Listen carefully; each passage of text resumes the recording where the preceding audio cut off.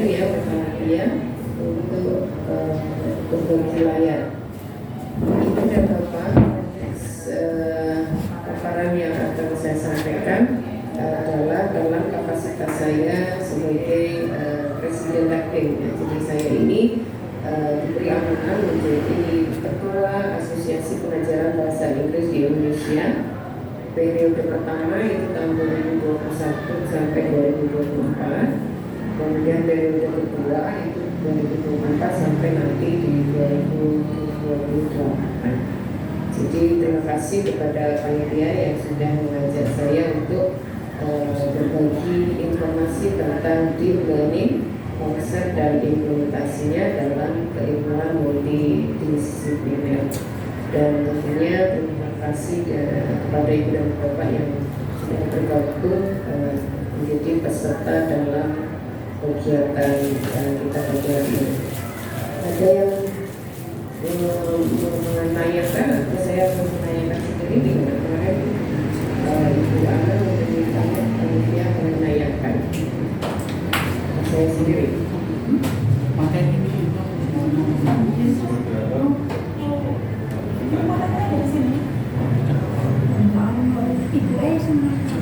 sudah dijadikan co-host ibunya. Ibunya sudah di-host. Kalau ada yang dari panitia bahasa boleh.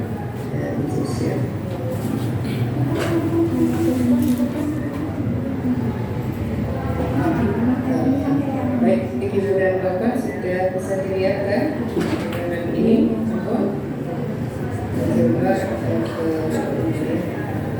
Mari.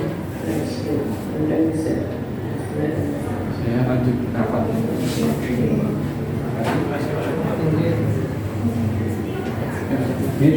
Aku ya bisa dilihat di online kita semua. Ya baik, Ibu dan Bapak, izinkan saya menyampaikan konteks paparan ini. Jadi saya sebagai pengurus nanti sangat bersyukur, kami sangat merasa beruntung gitu ya, karena dalam inti di Kementerian Pendidikan Dasar dan Menengah itu ada dua anggota pengurus nasional teknik yang terlibat secara langsung di dalam pengembangan deep learning atau dalam bentuknya sebagai pembelajaran mendalam itu. Jadi ada Profesor Aldi Sauka, ada Profesor Suwarsi Adia.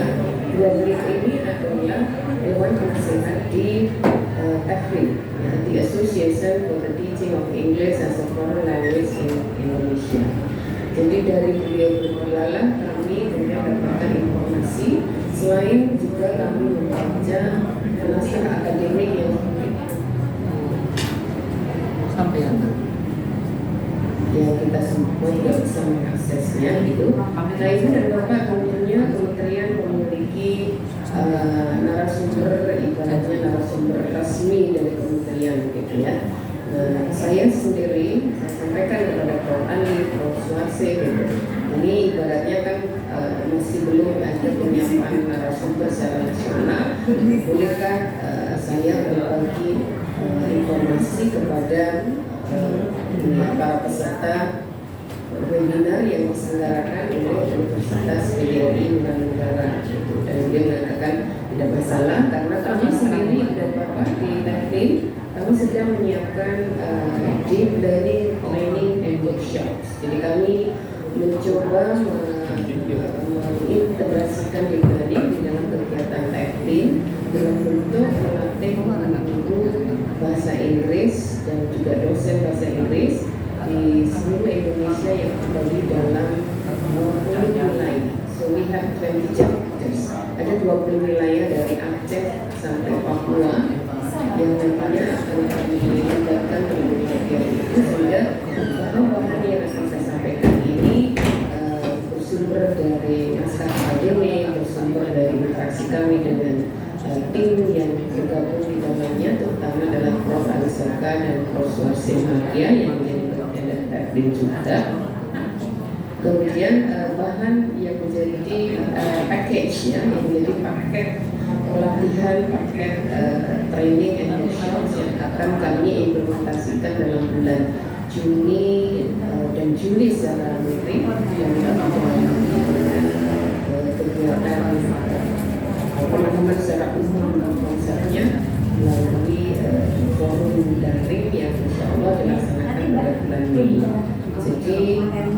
yang akan saya sampaikan ini barangkali sebentar balik layarnya, kemudian seperti tadi disampaikan oleh Bapak Rektor, perlu ditindaklanjuti dari bentuk workshop dan bentuk pelatihan dan bentuk kegiatan yang bersifat praktikal, praktis untuk diimplementasikan di kelas, dan itu tentu akan lebih intensif kalau melibatkan lebih sedikit jumlah peserta gitu ya, sehingga pemahaman kita menjadi lebih benar, lebih lurus, tidak terjadi apa yang disebut miskonsepsi gitu. Nah, Ibu dan Bapak, kita awali dengan pertanyaan ini biasa di acara filosofi. Selalu bertanya, kenapa sih why deep learning itu education? Kenapa kita perlu mengadopsi deep learning education? Dalam konteks kita, ini sudah dialihbahasakan menjadi PM ya, menjadi pembelajaran mendalam PM ya. Kalau kita plesetkan juga PM itu bisa bermakna Pak Menteri ya, atau bisa juga Prof. Mukti ya, nama menteri kita gitu. Jadi oleh Kementerian Pendidikan Dasar dan Menengah, PM ini sudah secara resmi diluncurkan pada bulan Februari 2022 ya, melalui launch dari naskah akademik. Kalau yang sudah Bapak cermati naskah akademiknya, itu ada dua tokoh teknik yang berada di dalamnya. Nah, tekad Menteri Pendidikan Dasar dan Menengah melalui kebijakan pembelajaran mendalam atau PM ini adalah pendidikan bermutu untuk semua. Jadi pendidikan bermutu untuk semua ini sudah menjadi tagline dari Kemendikdasmi, Kementerian Pendidikan Dasar dan Menengah. Kalau di Amerika pendidikannya memiliki tagline No Child Left Behind, tidak ada anak yang ketinggalan dalam hal belajar. Nah, beliau untuk pendidikan dasar dan menengah, tagline-nya adalah pendidikan bermutu untuk semua, quality education for all. Apanya nanti kita menuju Indonesia emas itu akan bisa mengantar generasi muda kita menjadi generasi muda yang berdaya tahan tinggi, yang memiliki pola pikir bertumbuh dan growth mindset, bukan fixed mindset. Ada growth mindset, bukan fixed mindset, dan juga menjadi generasi yang cekatan dalam memanfaatkan peluang dan mampu menumbuh kembangkan daya nalar kritik, sehingga diharapkan masing-masing kita bisa mengenali potensi diri untuk berkembang secara maksimal. Ibu dan Bapak yang saya hormati, kenapa harus deep learning? Data menunjukkan dari PISA ya, tahun 2022 itu di antara siswa Indonesia yang berusia 15 tahun ternyata 99% dari populasi itu hanya mampu menjawab soal level rendah, jadi low order thinking skills, dan hanya 1% saja yang mampu menjawab soal level tinggi atau higher order thinking skill. Jadi bisa dibayangkan 99% itu lolos dan 1% gagal. Kemudian data dari PISA di tahun 2023 yang Bapak tingkat literasi dan numerasi siswa kita juga masih berada di bawah rata-rata siswa internasional. Dengan data untuk matematika, untuk sains, untuk membaca itu seperti kita lihat di layar. Kemudian OECD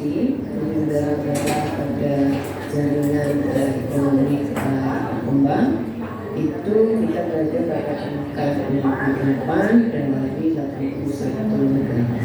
Dan skor seperti yang kita lihat di layar ya, kita 379 semester.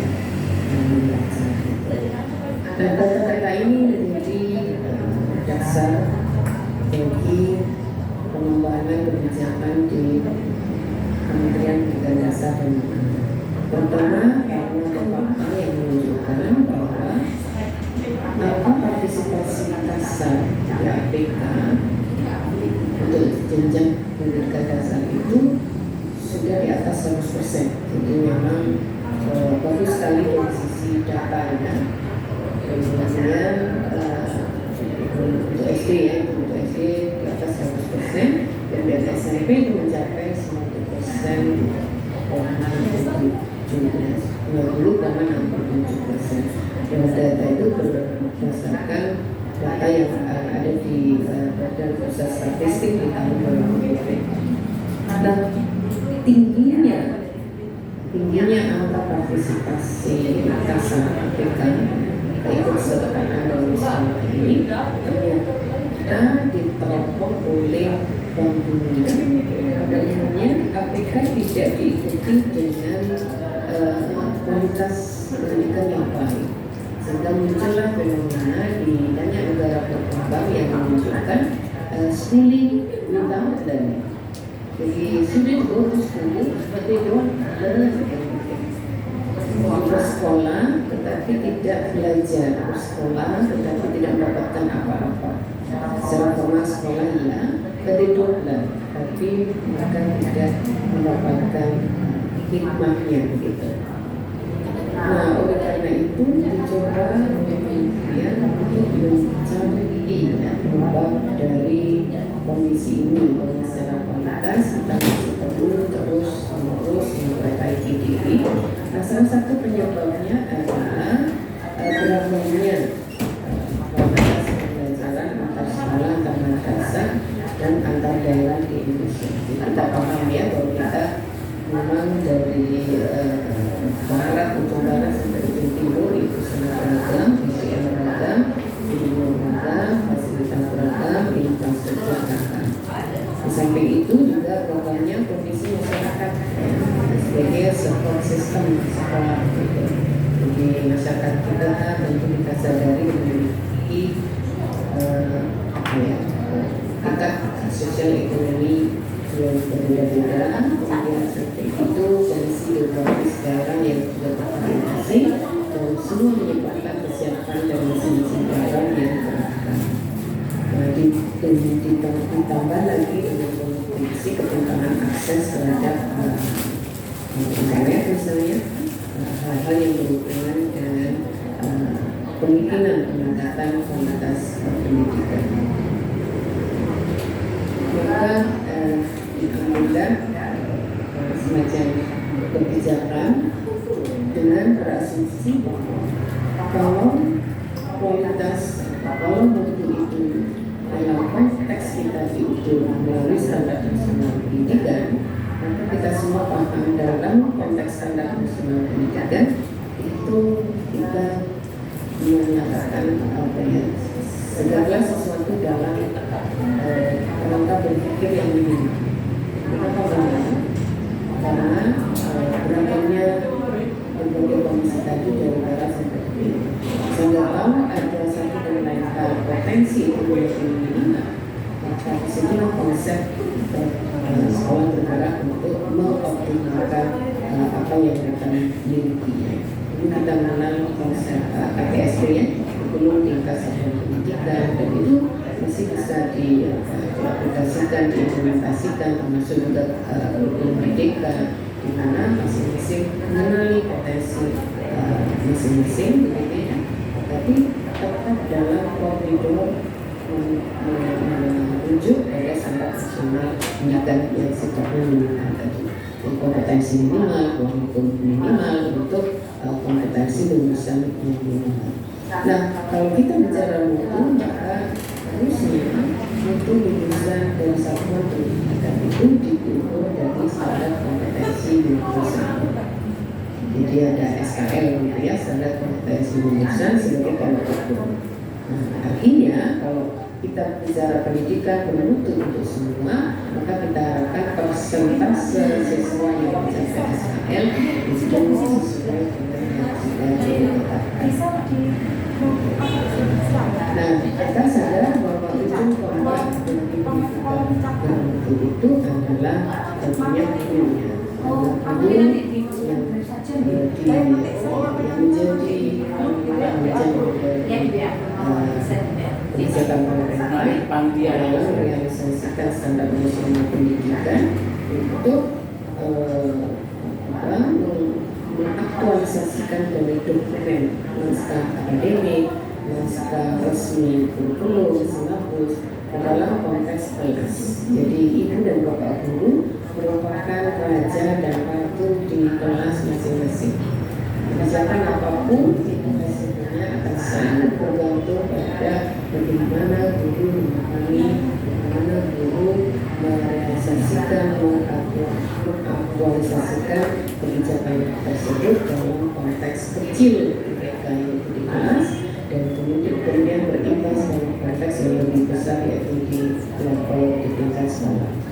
Harapan kita semua guru memiliki kemampuan yang sama untuk bergeser dari serve CA ke deliver. Jadi bagaimana kita bergerak bersama-sama untuk bergeser dari pembelajaran yang sifatnya hanya superficial, hanya di permukaan saja, menuju ke pembelajaran yang mendalam. Jadi intinya PM ini pembelajaran mendalam dan learning ini dimaksudkan untuk re-empowering pedagogy, untuk memberdayakan kembali pedagogi kita. Oleh karena itu, makna dari pembelajaran mendalam yang kita acu, yang kita rujuk itu adalah pembelajaran mendalam deep learning dalam konteks pedagogi, bukan deep learning dalam konteks AI, dalam konteks artificial intelligence.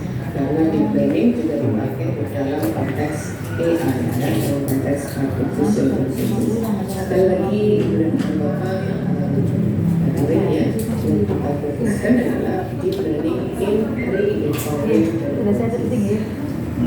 Nah, ketika kita menyadari bahwa kompetensi guru itu dianggap menjadi salah satu penyebab belum maksimalnya aktivitas, maka kita sadar pendekatan yang sifatnya untuk pengembangan profesionalitas guru itu harus bersifat terus menerus.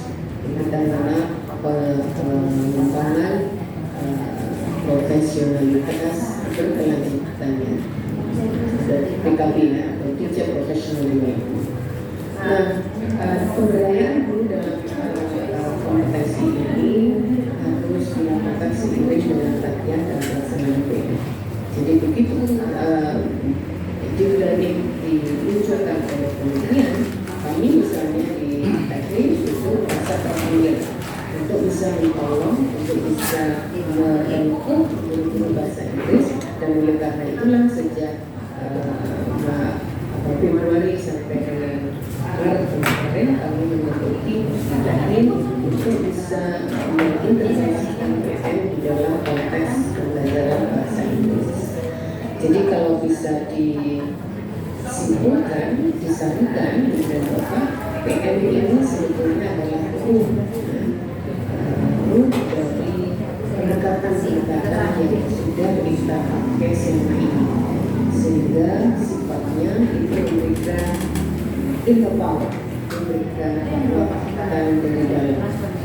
Jadi sudah pendekatan apapun yang sudah dipakai oleh ibu dan bapak guru sehari-hari, seperti project based learning, seperti problem based learning, atau dalam konteks pembelajaran bahasa itu ada presentation, practice, production, kemudian ada genre based approach.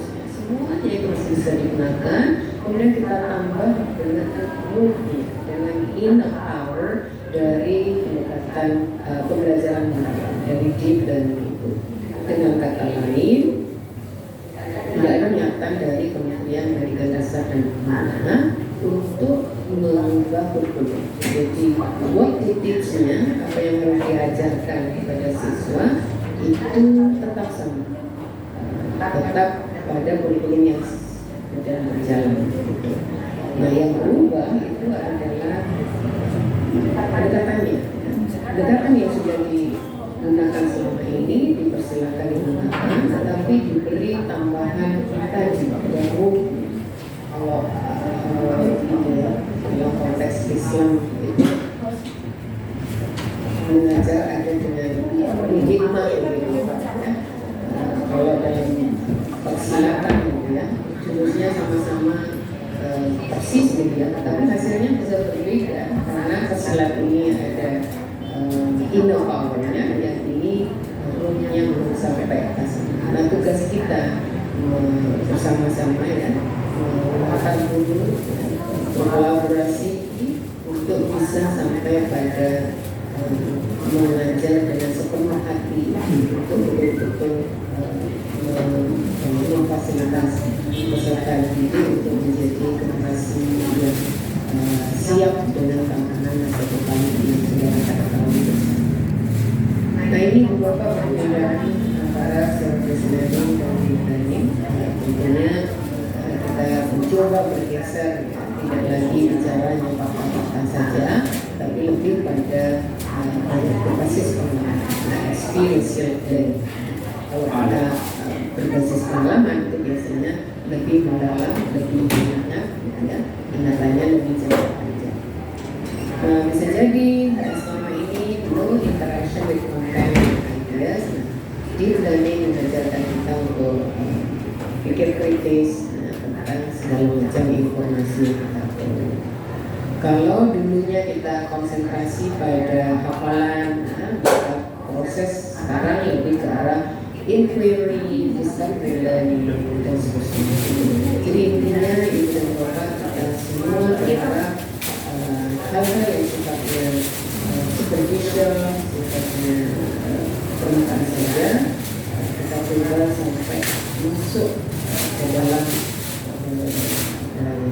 pemahaman siswa kita, sehingga kalau segala hal sifatnya sudah mendalam itu menjadi mendalam mendaki. Dalam konteks taksonomi afektif itu menjadi characterization ya, sifatnya sudah membudaya konsisten, sudah istiqomah dengan hal-hal yang dipelajari. Nah, dalam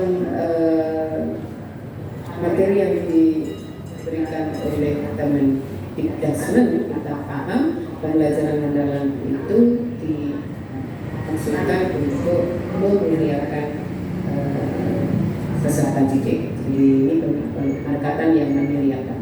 Diharapkan guru memuliakan murid dan murid memuliakan guru, sehingga tidak lagi ada hal-hal yang sifatnya perundungan misalnya atau verbal abuse, hal yang sifatnya menyakiti maupun melalui kata-kata gitu.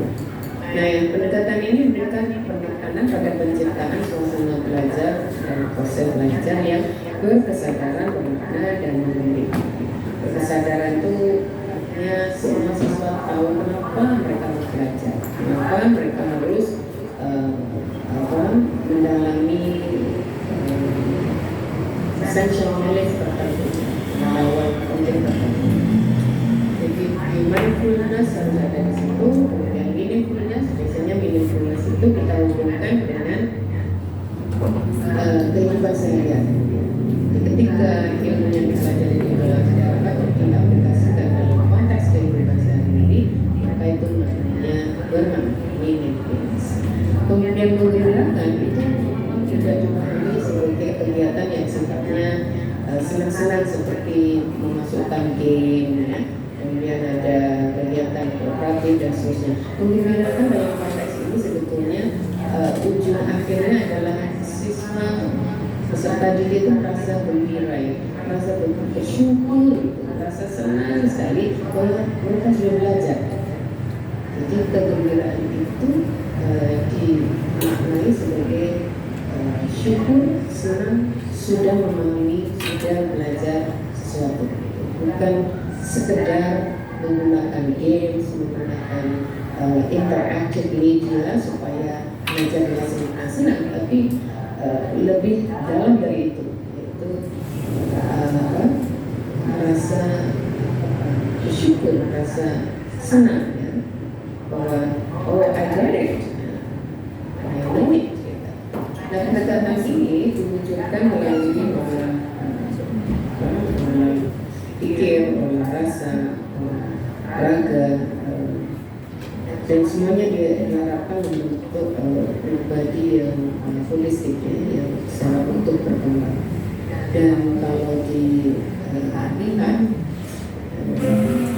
rangka kerja dari Gibran itu adalah pembelajaran dalam, kemudian melakukan secara meaningful, meaningful, joyful, kemudian melalui orang pikir, hati, bahasa dan olahraga untuk mewujudkan 8 profil, 8 dimensi profil lulusan. Jadi bukan ini khas Indonesia, ada 8 dimensi profil lulusan. Jadi yang kalau kita lihat secara diagram itu begini tampilannya. Jadi ada 8 dimensi profil lulusan, kemudian 8 DPL yang bisa diwujudkan melalui prinsip pembelajaran yang tadi mindful dan joyful, melalui pengalaman belajar yang sifatnya memahami, aplikasi dan refleksi, dengan rangka pembelajaran yang mengundang partisipasi dari support system, dari stakeholders seperti sekolah, dinas dan sebagainya dalam lingkungan pembelajaran yang leveraging digital competence. Kita menyebutnya sebagai kemitraan pembelajaran.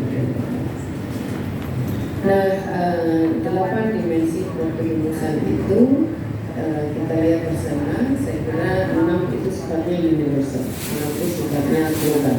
Jadi kompetensi global kita pahami ada critical thinking, ya, kemudian ada collaboration, ada kemandirian, kesehatan, keluargaan, citizenship itu juga global citizenship itu sudah menjadi. Nah, yang khas Indonesia itu adalah ini mendapat keimanan dan ketakwaan. Jadi kalau global 21st century competencies and itu skills, mungkin Anda tidak mendapatkan yang keimanan dan ketakwaan terhadap Tuhan Yang Maha Esa. Jadi kita yang sudah mengalami kurikulum 2013, saya kira kita sudah pernah belajar tentang KI 1, KI 2 gitu ya. Itu kan mendalam ke kita untuk kemudian diaplikasikan di bawah sampai ke sini, sehingga ketika terjadi perubahan kurikulum itu Bapak Ibu guru akan selalu siap karena pemahaman yang baik dalam pesan dari masing-masing kebijakan yang terus berubah karena tuntutan zaman ya. Jadi berubah bukan karena ganti menteri, ganti kebijakan berubah itu ya karena tuntutan zaman. Kita ingat ada famous saying mengatakan itulah kita sesuai dengan zaman. Jadi perubahan itu memang sesuatu yang tidak bisa kita hindari. Nah, berkesadaran itu memiliki kesadaran untuk menjadi pembelajar dan eksplorasi. Jadi semua harus sadar kenapa sih yang belajar ini, kenapa harus menghabiskan waktu untuk mengerjakan tugas dan sebagainya. Karena berdasarkan manfaat dan inovasi dari apa yang dipelajari untuk berikutnya, mengembirakan untuk menciptakan suasana belajar sampai kemudian mereka merasa bersyukur kalau mereka telah belajar sesuatu. Kemudian kita lihat lagi ya proses pembelajarannya, ada prinsip yang kita ikuti, ini mengaplikasi dan merefleksi. Mungkin ibu dan bapak ingin menghubungkannya dengan taksonomi dulu. Taksonomi dulu kalau ini bisa C2 ya, tapi yang dimau oleh PM adalah C1 dan C2 yang masuk di ini.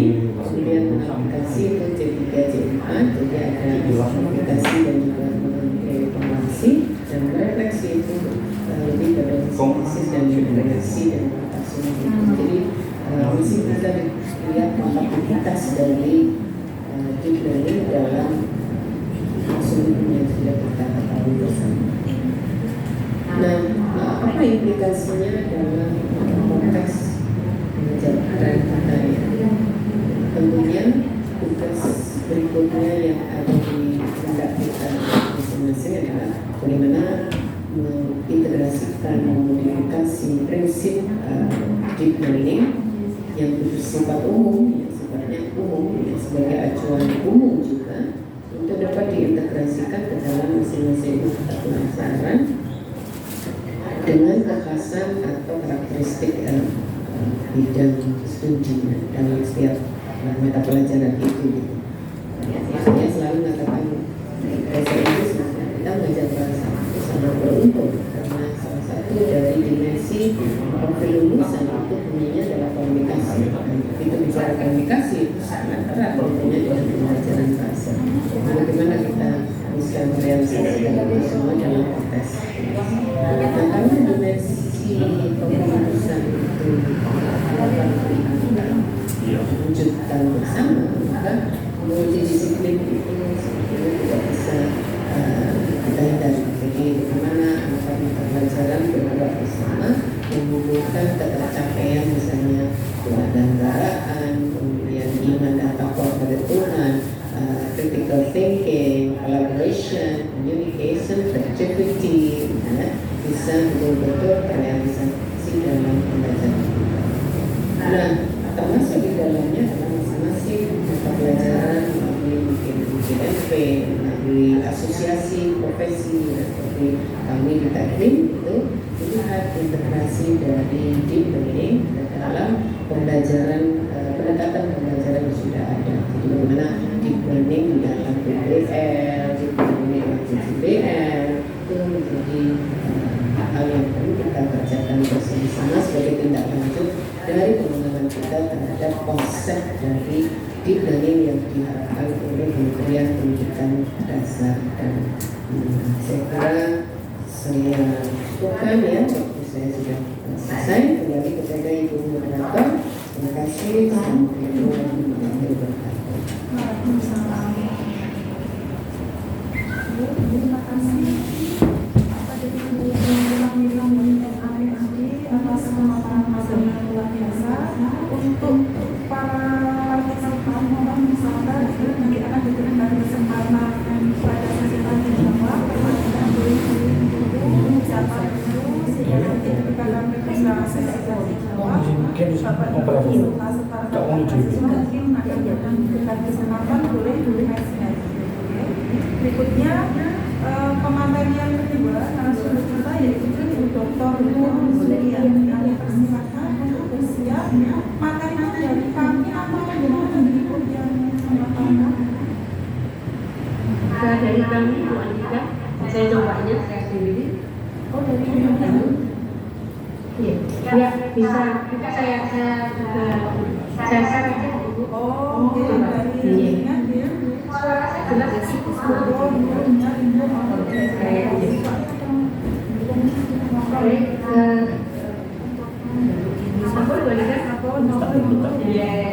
Baik, terima kasih Bu Andika dan Bapak Ibu sekalian yang saya hormati, rektor, sekaligus biasanya saya itu dokter kalian.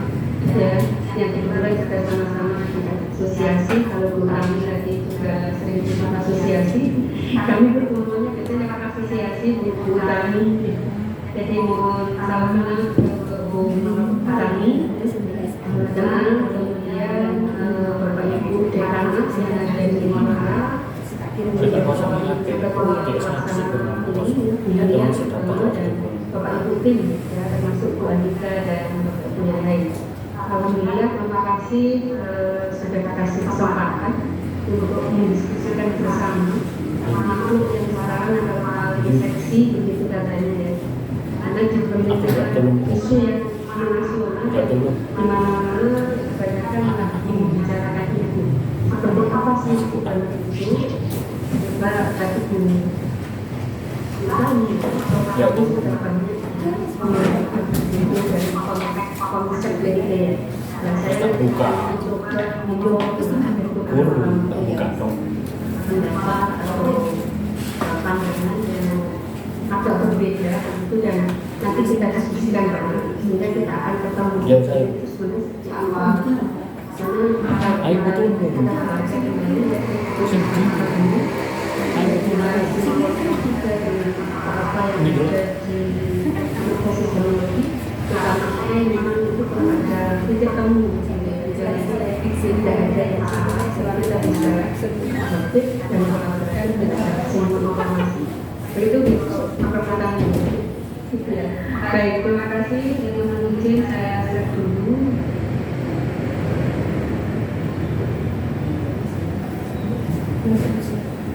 Ada Bapak Ibu?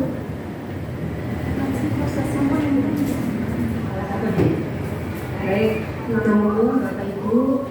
Materi lengkap ada di dunia nanti pasti akan di-share kepada Bapak Ibu peserta ini.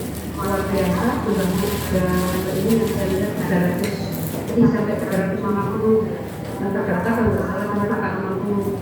Dan tadi saya ke beberapa guru untuk negosiasi, kebanyakan cuma masuk, tapi kebetulan nggak bisa katanya. Sudah nggak bisa, bahkan tutup. Dan saya minta kalau ada link YouTube-nya itu juga sangat ditunggu mungkin gitu ya. Karena bagaimanapun ini adalah satu event yang bagus yaitu untuk bagaimana kita mengerti itu dalam saya aplikasinya di dalam pembelajaran sekolah ini menarik. Saya semoga untuk perkenalan saya sudah dikenalkan dari kemudian ini ada yang lokal saya biasanya cara Pancasila itu Prof. Sami saya biasanya bersama menjadi 5 kalimat. Yang pertama adalah konsep hakikat kebenaran itu sudah banyak terdahulu kami dengan saya dalam banyak di sini. Kemudian yang kedua adalah urgensi dan substansi dari jurnal ini apa. Yang ketiga adalah aplikasi dan implementasi jurnal dalam pembelajaran di sekolah. Itu sebagai contoh karena saya mengajarnya itu adalah Pancasila warga negara perguruan tinggi dan sering seperti asosiasi jurnalistik ini, maka saya sebagai contohnya itu dalam pembelajaran Pancasila di sekolah kami dalam bahasa Inggris dalam lain bisa kita diskusikan ada siapa ini. Kemudian yang keempat adalah sarana dan bahasa untuk implementasi jurnal ini itu di dalam pembelajaran di sekolah. Itu saya pikir menarik. Adalah apa mengatakannya, apa katakannya. Kemudian yang kelima ini adalah yang penting seperti yang disampaikan Prof. Dari Romo ya. Kalau Prof. Di situ mengenai proses pengembangan itu, proses pengembangan itu dari sekolah masyarakat. Masuk pun juga kan kemudian yang tahun ke depan ini sangat menarik dan sebagai isu yang krusial yang perlu kita angkat kita diskusikan dalam berbagai komunikasi itu. Baik, Bapak Ibu untuk pemeriksaan saya pikir ini kita melihat mungkin versinya Michael Ulan di sini di situ dikatakan bahwa ini dalam konteks pendidikan akan mengacu pada pembelajaran yang melibatkan pemahaman mendalam, peran kritis, kreativitas, kemampuan memecahkan masalah secara kompleks. Dan kemudian di sini tidak hanya berfokus pada informasi atau pengetahuan dasar, tetapi pada kemampuan siswa untuk berinteraksi dengan secara berguna dan aplikatif. Saya yang menjadi pendapatnya Najmi dan Dokuran. Bukunya nanti bisa seperti ini, kalau itu bisa download akses juga ya di internet. Kita bisa kita diskusikan jauh, tapi ide dasar misalnya dari Dokuran. Buku bacaannya ini karena kalau kita pun sudah makanan sehari-hari ya buku program ya, jadi ini buku aslinya bahasa Inggrisnya Bapak Ibu. Nanti mungkin dari teman-teman itu akan bisa menerjemahkan begitu ya mengenai sebelumnya ini versinya Indonesia bagaimana dari buku ini bisa agak lebih jauh. Kemudian kalau dilihat dari konteks filsafatnya, kalau kita lihat adalah mengatakan tentang konseptivisme ya di situ, dan juga berkaitan dengan information processing dan usul ini. Berikutnya, Bapak Ibu sekalian, Deep learning di sini tidak lain adalah sebuah cara ada yang pendekatan, ada cara, kemudian ada pendidikan, upaya dan juga teknologi juga ya. Kalau kita lihat begitu kita menggunakan AI, maka yang muncul definisi mengenai ini juga kira-kira perlu kita jadikan sebagai bahan aktivis yang betul-betul itu pasti. Oke, berikutnya kalau dari apa yang dikemukakan oleh naskah akademik dan juga di sini untuk kami tadi dan Menteri itu sering mengatakan jika itu adalah full 30 gitu. Di sini tidak ada learning, kemudian learning dan learning. Tiga ini kira-kira lebih mudah diingat. Jadi deep learning itu orientasinya pada 30. Pertama adalah learning, orientasinya pada bagaimana kita melakukan pembelajaran itu untuk bisa bermakna berdasarkan pada kesadaran diri. Ada kesadaran sadar dan belajar itu dengan kesadaran. Yang kedua adalah meaningful, yaitu belajar yang bermakna dan profesional sesuai dengan kehidupan kita secara ini apa maknanya. Misalkan yang dipelajari dan ketiga adalah bagaimana suasana pembelajaran yang harus kita ciptakan di situ. Tidak hanya pembelajaran yang secara fisik, sosial dan budaya adalah bisa menunjukkan kegembiraan dan suasana hati bahwa belajar itu memang menyenangkan. Kalau dalam perspektif psikologi dan protokol psikologi ya, kemudian kita menggunakan itu dalam pembelajaran sehari-hari yang adaptif prinsip ramah anak itu seperti apa gitu ya. Dan nanti yang tentunya menjadi menarik untuk diskusi atau mungkin bisa menjelaskan itu Bapak Ibu cuma ini kalau kita lihat dari berbagai definisi ya, katakan juga berbagai itu sebagai pembelajaran yang lanjutan. Jadi kalau kami menyebut sedikit ya, karena kalau dalam AI maka yang akan muncul ketika Bapak Ibu akan bertanya pada AI untuk pembelajaran itu maka muncul di situ bahwa learning adalah masuk dalam tahap pembelajaran yang pembelajaran yang bisa karena di sana ada jaringan saraf yang berpihak. Kemarin ketika searching lagi begitu gurunya mengasih rekan saya untuk mengenal ini, akhirnya saya belajar banyak di TikTok kami untuk bagaimana informasi, bahkan juga 1 semester akhirnya. Deep learning itu bagaimana dari berbagai informasi yang ada, terutama adalah informasi yang ada dari digital. Kemudian ada ekstraksi video lagi juga muncul. Kemudian kita cari sedikit apa ini mungkin apa urgensinya atau istilahnya kan di sini kalau kita lihat tidak lain dari ditempel ada penelitian dari kita kalau saya tidak dalam pembelajaran dalam pemahaman yang lebih baik sih biasa serta pengalaman yang penelitian dia menunjukkan seperti itu. Sementara kita juga menemukan bahwa itu pendidikan tradisional yang disampaikan oleh Bapak kami menyatakan juga pembelajaran kita masih terlalu fokus pada hafalan dan melakukan dengan kebutuhan anak. Sehingga ini dipenuhi sebagai sebuah penampilan fungsi untuk persiapan generasi muda dalam menghadapi tantangan global atau mengembangkan potensi mereka.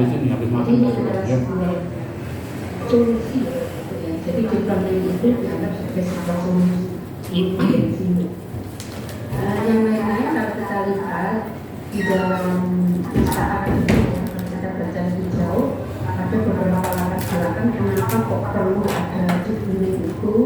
Maka di sini tidak lain adalah karena ada perubahan prediksi. Kita tahu bahwa kita memang harus meningkatkan generasi muda kita dalam dua masa depan untuk Indonesia 2030 itu ada atau tidak itu diskusinya. Kalau ketika waktu pencalonan presiden dulu kan ada kampanye Indonesia 2030 itu masih ada atau enggak? Tapi kan kita punya cita-cita masih ada Indonesia emas 2045. kita perlu menciptakan sebuah perubahan orientasinya adalah pakai Indonesia Emas itu. Kemudian sepertinya dalam pengembangan itu kita yang juga ada literasi, hoax, juga keturunan pendidikan untuk kita kaji dan kita selesaikan dengan bagus. Kemudian ada juga bonus demografi ya, banyak Indonesia tapi dalam kami akan berkegiatan dan juga kompetensi masyarakat. Jadi 4 alat ini kira-kira kita untuk mengembangkan itu sebuah bisa perjalanan pembelajaran, bisa sebuah cara pembelajaran, atau bisa saja dengan Bapak Ibu setelah nanti mengalami asosiasi apa nanti. Kemudian ada filosofi di mana kita lihat dalam masyarakat itu juga bagaimana kemudian dan juga hari Muhammadiyah itu ada programnya ya, mengambilnya filosofi dari jalan. Jadi dibandingkan dengan filosofi dari jalan di sini dibandingkan dengan segala sangat aman dalam yang sebenarnya ada sosok-sosok filosofi yang kita di Indonesia dengan contoh ya selalu orientasi sekarang tapi kita punya mereka seperti beliau alasan filosofi ini adalah menggunakan semua dan ini adalah menggunakan seperti itu. Jadi pertama juga sudah menyampaikan pikir olahraga dan melakukan kesulitan bisa sebagai kompetensi. Kalau dulu di dalam masih ingat juga yang di menggunakan kita ada produk yang ada fondasinya itu kan ada 6 sekarang berubah jadi ada yang 8 apa yang berubah dan kita bisa di bawah sebagai keunggulan manfaat ini untuk meningkatkan pembelajaran yang personalisasi, kemudian meningkatkan pembelajaran dan pembelajaran kritis. Untuk 8 dimensi profil lulusan yang kami juga sudah banyak kita mungkin kalau misalnya sekarang Bapak Edi tahu bahwa pelajaran Pancasila itu ada berbagi sekarang mereka juga menjadi keluargaan dan di situ hasil dalam bangsa kita nanti kalau dalam dimensi atau perspektifnya sebagai communication kita punya kebiasaan global. Kemudian di situ ada juga aspek kesehatan dan komunikasi. Jadi ini yang kemudian kita untuk mau langsung itu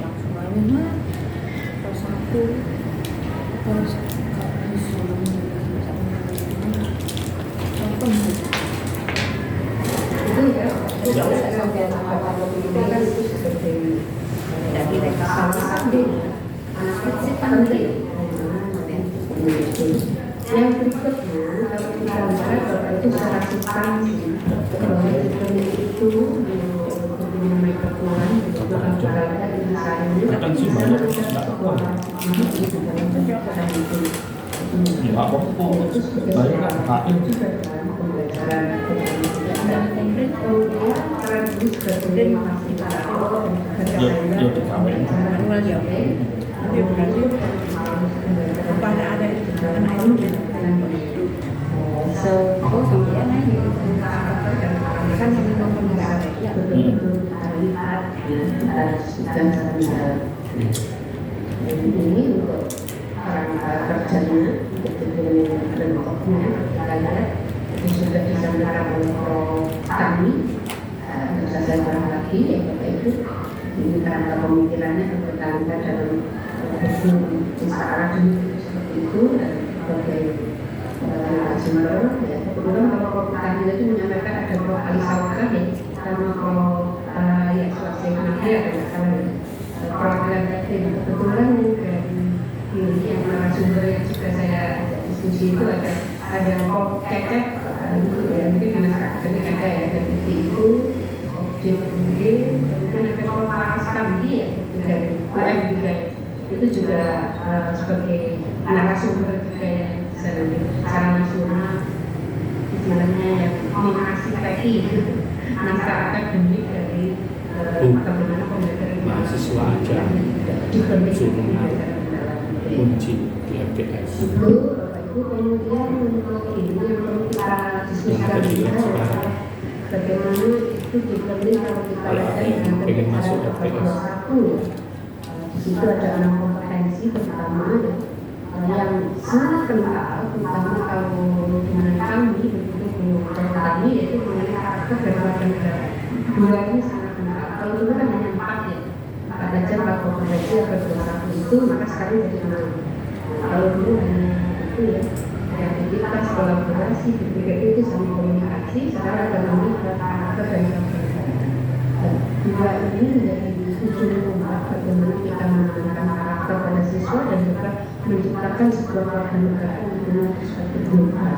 Dengan kompetensi abad 21 ini sesuai dengan apa yang ditulis oleh Bulan dan Bulan itu di tahun 2020. Untuk inilah yang akan kita jadikan isu sentral. Bagaimana kompetensi abad 21 itu mana kompetensi ini bisa kita jadikan realisasinya bukan di dalam kerangka tindakan itu.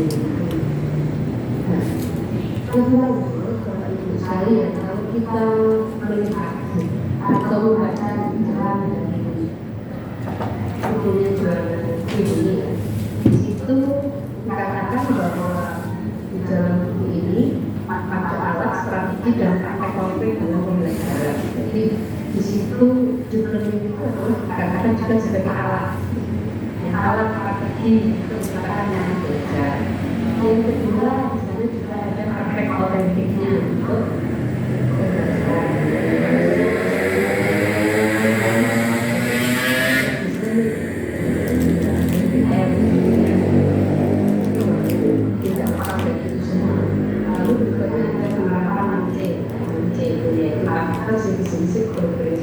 communication, creativity, dan lalu berikutnya adalah mendorong pemikiran belajar dan juga evaluasi pada aspek skill dalam organisasi. Dan terakhir ini menggunakan teknologi secara efektif dan digital. Karena sekarang juga ada buku baru juga yaitu kalau kami maka ada akademik mengenai coding dan AI sehingga nanti kita menjadikan isu deep learning itu juga ada sinkronisasi ya dengan yang buku baru yang juga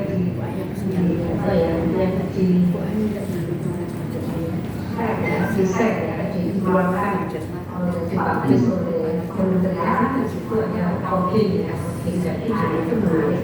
Jadi learningnya ini menjadi PR keseluruhan para guru, para insan akademik dengan negaranya yang bisa karena ini nggak bisa lepas ya, bisa lepas. Saya pun ketika membuat atau sesuatu naskah atau apa selalu diskusi juga dengan AI karena dengan itu juga repot gitu. Ada informasi itu dari algoritma dan AI ada di sana.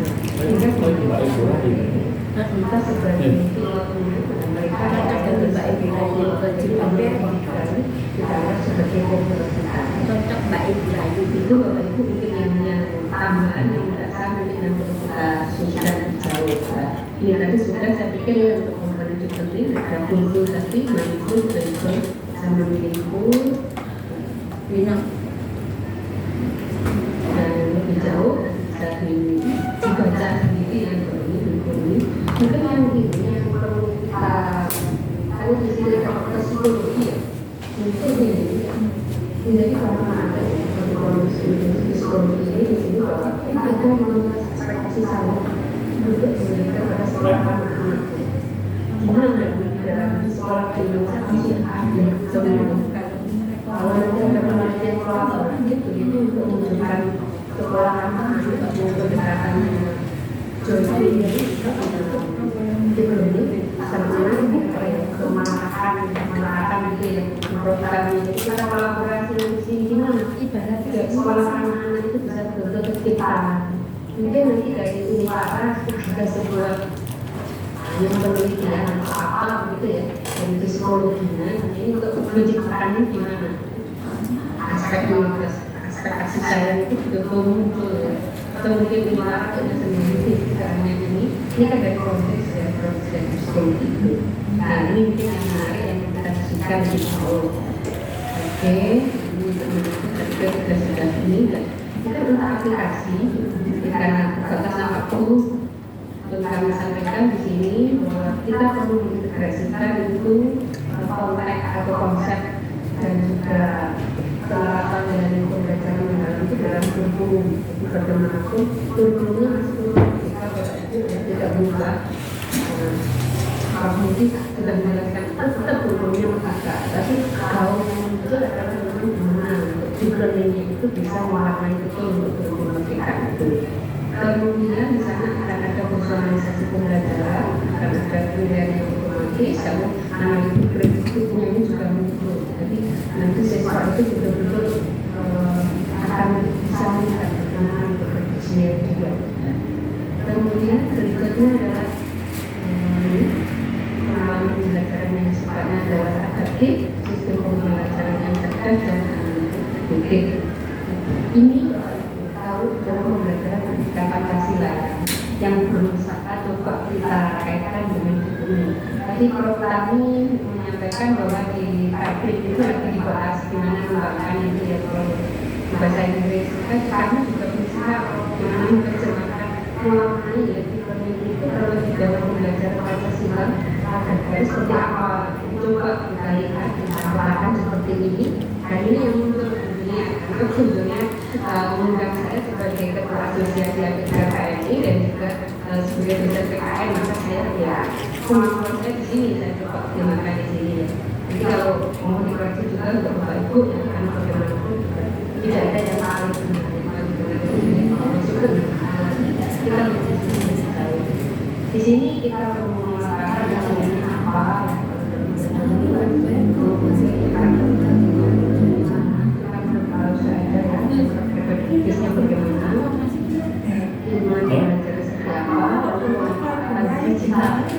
digital ini seperti apa dan penggunaan belajar seperti apa. Nah di sini ada penjelasan deskripsi dari kata-kata itu. Kemudian aplikasinya ketika PPDB maka di situ pembelajaran ini kita lakukan dengan basis misalnya PBL, misalnya guru tidak masuk terkait penerapan kata-kata dalam pembelajaran di dalam penerapan. Apa yang tujuannya itu berlaku dengan diskusi kritis dan debat. Di situ guru perlu berdiskusikan melakukan keamanan itu perlu disusun dijawab dan akan ditulis. Lalu lingkungan pembelajarannya kita katakan masih aktif kolaboratif, kemudian antara susun, anak-anak seterusnya lagi dan juga mendukung interaksi yang kolaboratif gitu ya, yang bagus. Kemudian simulasi konstitusi juga diciptakan atau mungkin juga ditayangkan juga untuk ada video, ada suasana sidang DPR dan sebagainya itu nanti terus akan juga platform belajar digital itu kita gunakan dengan Classroom, Moodle dan sebagainya itu juga bisa kita manfaatkan dan juga sumber digital interaktif untuk memanfaatkan digital dan menggunakan sertifikat itu nyata di dalam pembelajaran digital. Apa kemitraannya? Kita berhubungan menjadi tujuan atau strategi itu kemitraan dengan ahli atau praktisi hukum berkaitan dengan mereka sampai kita perlu menghadirkan praktisi hukum di kita kemudian kerjasama atau komunikasi dengan lembaga pemerintahan dan juga ada kolaborasi sama itu di sini ketika menerapkan dukungan orang tua orang tua sebagai kalau juga ada pusat sekarang kan pusat pendidikan itu di dalamnya juga ada orang tua, juga ada media sosial, juga ada penulis saya dan lain itu yang sangat berpengaruh di sini. Ini penting Bapak Ibu. Jadi implementasinya untuk ya pendidikan Pancasila. Dan kemudian ini pertama sebagai fasilitator, dan kedua sebagai mentor, ketiga adalah sebagai inovator. Ini yang diharapkan para guru dan bisa dalam hidup. Sebagai fasilitator, mentor dan inovator. Yang tidak boleh adalah ditindak sebagai koruptor, tidak boleh.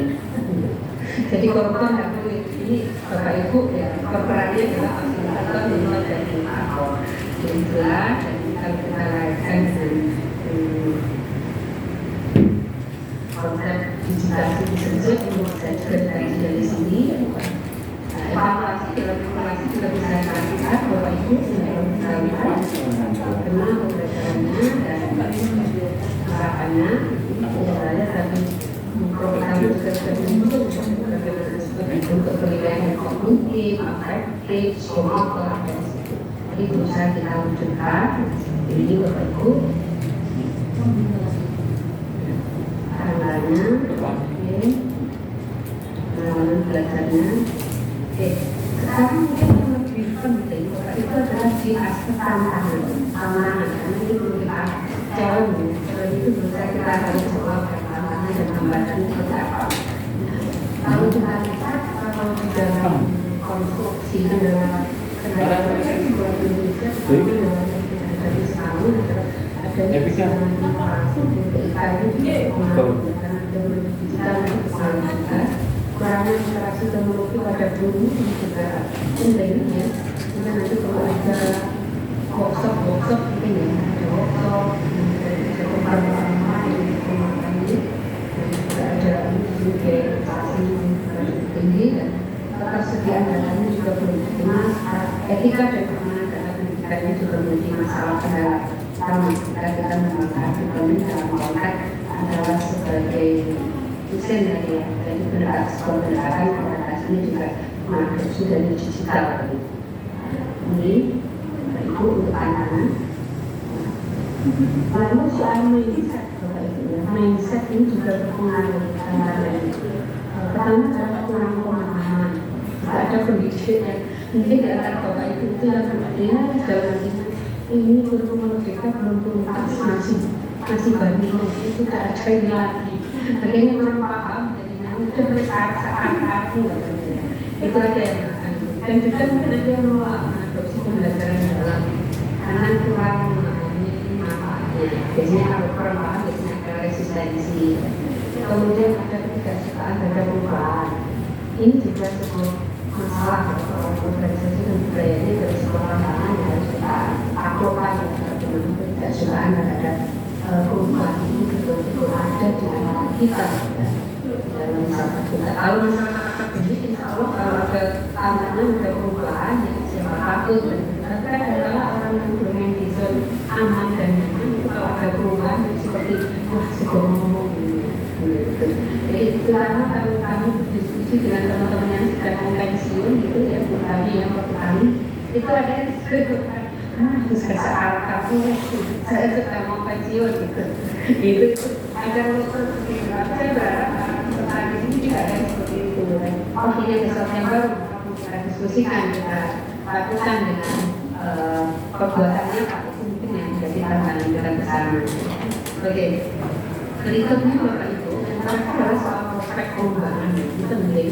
Kira-kira Bapak Ibu sebagai rektor pendidikan dan ini juga ada mahasiswa ketika ke fakultas ya kalian di Unpad juga ada banyak kebetulan dari asosiasi kami tapi juga banyak yang berminat ya. Saya lupa saya di komunitas tapi insya Allah kemudian itu butuh kunjungan pernah ya saya di komunitas sampai di KKN Jawa Timur. Tapi saya pagi itu teringat kalau saya share itu banyak yang ingin masuk tapi nggak bisa itu sudah kerugian peserta gitu tidak perlu kita berharap dari ayat itu bisa menginspirasi ya Bapak Ibu sekalian yang mungkin belum bisa bergabung di sini. Yang menjadi prospek terutama adalah ada tren dan inovasi yang muncul kita lihat di dalam dunia itu. Yang pertama adalah pembelajaran sifatnya adaptif dengan berdasarkan berbagai perkumpulan siswa di sana. Kemudian adalah bertenaga AI. Jadi AI menjadi salah satu aspek teknologi dan tren ke depan. Kita nggak ada apa-apa dengan AI. Bahkan sekarang kebutuhan perguruan tinggi di Indonesia itu mengembangkan banyak AI yang baru ya dan itu dan itu sebagai salah satu inovasi kemudian simulasi ya, ada infrastruktur, ada oven, ada pengalaman yang penting. Jadi saya pikir dengan diberi itu memfasilitasi itu semua. Ada tren dan inovasi yang akan muncul dengan kepentingan. Lalu bagaimana strategi untuk penerimaan yang berkesan, di situ bisa dilakukan dengan personalisasi pembelajaran. Kemudian ada latihan pendidik, tadi kalau agama itu sudah menyampaikan, kita berharap tidak hanya berhenti sampai webinar ini, tapi adalah nanti berikutnya apa ya programnya. Ada latihan pendidik pasti siapa, itu kesempatan ya kira-kira untuk kolaborasi untuk memulai ada itu membuatkan ingin atau workshop untuk mengatasi learning kerjasama dengan IT dan lain-lain bisa menarik untuk memenuhi dari hal kecil yang itu betul-betul informasi yang dalam bahasa seperti apa, kemudian komunikasi akan berarti itu pembelajaran itu sebetulnya terindikasi dari kurikulum sampai ada yang juga dikritik namanya dikritik tapi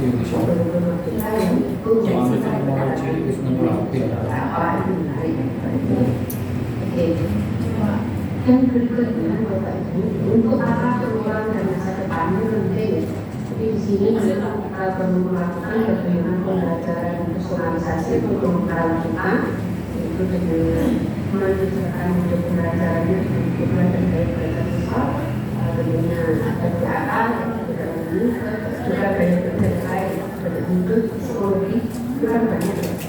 Mungkin saya belajar itu banyak itu, tapi yang biasa digunakan adalah ada PAK itu ya visual, audiovisual, komunikatif itu yang umum yang mudah dikenal oleh guru. Tapi ada mungkin ya kesalahan saya membaca rasakan belum praktik bisa juga hanya belajar seseorang itu bisa dilihat. Kita dengan otomatis itu juga bisa dilakukan dengan baik dengan ini dan pembelajaran yang terbatas. Gimana pembelajaran yang terbatas itu boleh dilakukan dengan baik. Mungkin sebagai kesimpulan Bapak Ibu sekalian apa yang saya mau katakan adalah kita tidak lepas untuk arah ke depan itu adalah bahwa pembelajaran dalam dunia kakak itu tidak lepas dari perkembangan AI dan kurikulum itu bisa bersahabat gitu ya. Kurikulum yang betul-betul ya sangat akrab dengan kita. Jadi AI dengan kurikulum ini menjadi satu satuan dan penerapannya mungkin dengan ini dipilih. Dan kemudian ada kolaborasi dengan dan evolution teknologi. Itu menarik karena di sini fakultas teknik itu menarik kolaborasi untuk beberapa fakultas untuk mengembangkan itu. Jadi dipilihnya bukan tataran konsep tapi betul-betul nanti satu aplikasi dalam sistemnya dan sebagainya. Yang muncul nanti ada startup, ada itu biologi dan sebagainya. Dan lagi untuk ini mungkin lembaga-lembaga bisa menyatakan atau mendirikan lembaga-lembaga pelatihan guru yang berbasis AI dan juga sangat menarik. Pasti kalau Bapak Ibu lihat itu banyak sekarang ya alat-alat itu gimana untuk bicara di dalam sebuah webinar atau sebuah ini itu konteks pembelajaran itu adalah pelatihan berbasis AI dan juga dan integrasi juga ini kan sistem kreatif dan analisis belajar itu juga penting ya. Depan ini kalau tidak kreatif dan analisis belajarnya orang siswa kita, orang tua kita dan juga para pendidikan bisa melihat integrasi juga itu dalam sistem kreatif. Kemudian untuk orang tua juga bisa melihat perkembangan anak-anaknya dengan misalkan sekolah juga menyediakan informasi yang akurat dengan sistemnya era proses. Kemudian di sini sebagai kesimpulan misalnya itu bukan hanya teknologi, tapi juga pendekatan pembelajaran masa depan yang bisa pada siswa dan berbasis data. Ini kesimpulan yang kami dapatkan dari berbagai kajian yang ada dari buku-buku, kemudian juga dari AI dan lain sebagainya. Saya pikir itu beri-berian untuk kasih, sekian dan terima kasih. Kita kembalikan ada moderator. Satu.